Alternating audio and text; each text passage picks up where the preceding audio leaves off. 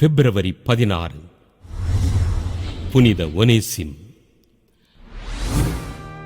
வட துருக்கியின் பிரிக்கிரிய நாட்டில் பிறந்த ஒனேசிம் கொலோசை நகர் பிலமோனிடம் அடிமையாக பணிகளைச் செய்தார்.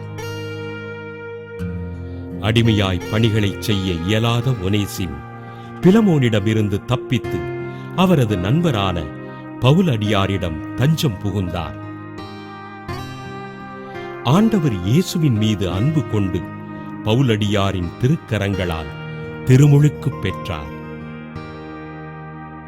பவுலடியாருக்கு உதவிகள் செய்து அவரது அன்பு மகனாக வளர்ந்தார். தம் தலைவர் பிலமோனை சந்தித்து தான் செய்த தவறுக்கு மன்னிப்பு வேண்டினார்.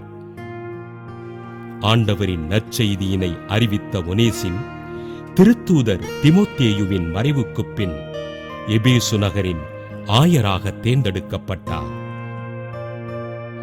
ஆண்டவர் இயேசு கிறிஸ்துவை அறிவித்ததற்காக ரோமையில் கைது செய்யப்பட்டு 18 நாட்கள் கடும் சித்திரவதைக்கு ஆளானார். கிபி 95ஆம் ஆண்டு கற்கள் எரியப்பட்டு மறைசாட்சியாக உயிர் துறந்தார். அடிமையாக இருந்து ஆண்டவரின் பணி செய்து ஆயராக உயர்ந்த இவரை திரு அவை புனிதராக உயர்த்தியது. புனித ஒனேசிம் திருவிழாவை கொண்டாடுகிற நாம் அடிமைகளாக வாழுகின்ற மக்களை ஆண்டவரிடம் அர்ப்பணித்து அவர்களது சுதந்திரமான வாழ்விற்காக ஜெபிப்போம்.